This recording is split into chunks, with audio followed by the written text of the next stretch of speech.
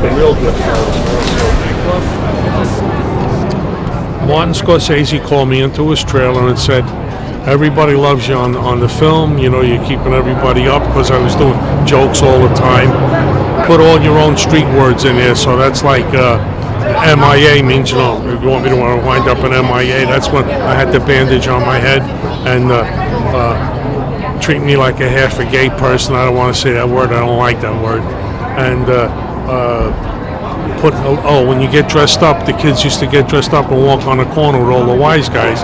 They'd say, look at him, he's got a suit and tie on. It's like putting a silk hat on a pig or a tuxedo on a monkey, you know. And Lamister, when you go on the lamb. So I put all those words in, and I wrote that whole scene. And that's the kind of leeway that Martin Scorsese gives you. He lets you do a lot of improv, right? Yeah, he lets you do a lot of improv, but you have to stay within the context of the scene. What was your favorite moment? Everything, just being around those guys. My second film, and here I am working with superstars, you know. Did you know Henry Hill? No, I don't want to know him. No. Hi, Bob. How you doing? What was your most memorable moment? Bo Dietl, and I was in the original, and I'm very excited to be here tonight. And it just shows you how much length that this movie has. And 25 years later, they have more cameras than we had with the world premiere, and it's exciting. Yeah.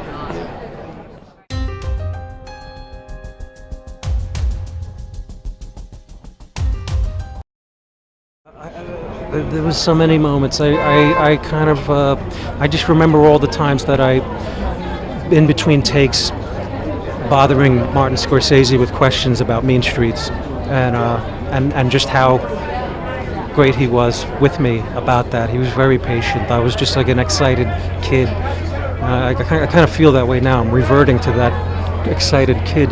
But he was, and I'd say, Marty, can I ask you, what is this? You're always coming up to me asking me questions. What is this? I was like, I'm sorry. No, I'm only kidding. Come on, what do you want to know? So I would ask him, you know, what was that music?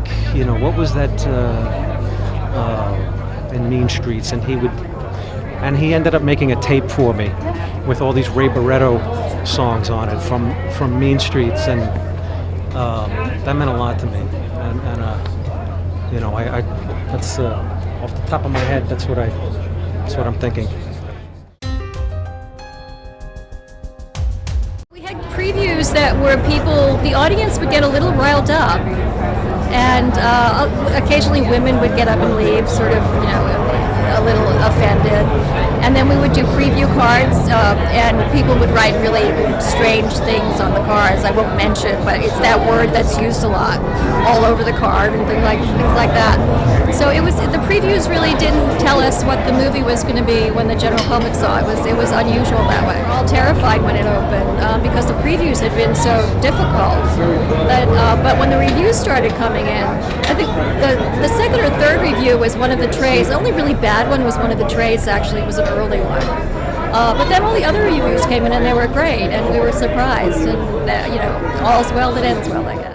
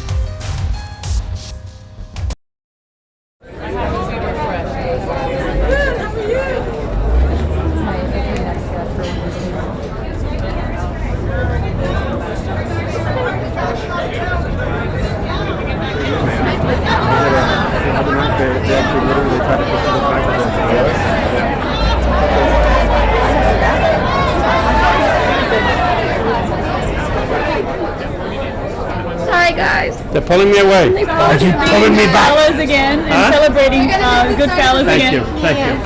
Sorry, guys. We Don't are. want to miss the movie. Oh, yeah. So sorry. Oh, it's too bad. Sorry. Humongous Martin Scorsese fan, so you know, his movies mean a lot to me. So. Marty's work has meant so much to me from the time I saw Taxi Driver as a teenager with him. I mean, it just sort of became like, if not the soundtrack, but the filmic soundtrack of our teenage years. I mean, it's the reason I got into the movie business in the first place. The reason I wanted to become a writer. The reason he became an actor. It's maybe part of the reason he became a producer. I mean, this movie particularly is just like we literally used to make audio copies of the movie and listen to the audio driving around in a car. I mean, just without even the visuals. This is. And then we got. Carrie, how are you? I'm great. How you doing? What's up? Not too much. We share a birthday. I'm so happy you're here. I cannot tell you. This is like. This is like the best candy shop you've been in a long time. We were saying before this is going to be like the Rocky Horror Show. And everybody knows every line of dialogue. It's great. So yeah, I can't. Yeah, I mean, and then years later getting to work with Lorraine was like, just mind blowing. The whole thing is just incredible. It's just like the greatest. I cannot tell you how excited.